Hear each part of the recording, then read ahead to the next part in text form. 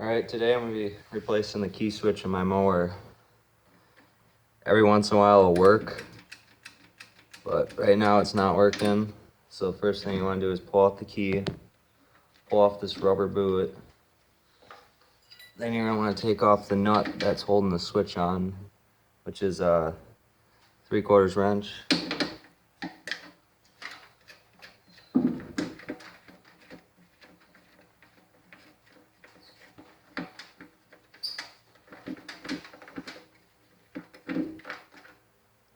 Alright, got that off. So now, just gonna push that down through. If you go up underneath the gas tank, you'll be able to reach the switch.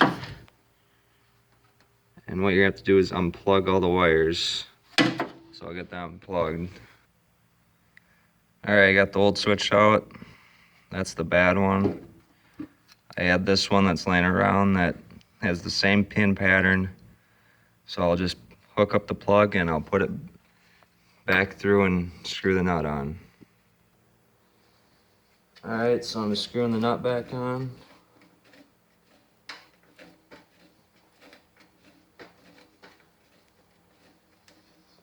Get that nice and tight so the switch don't move when you turn the key.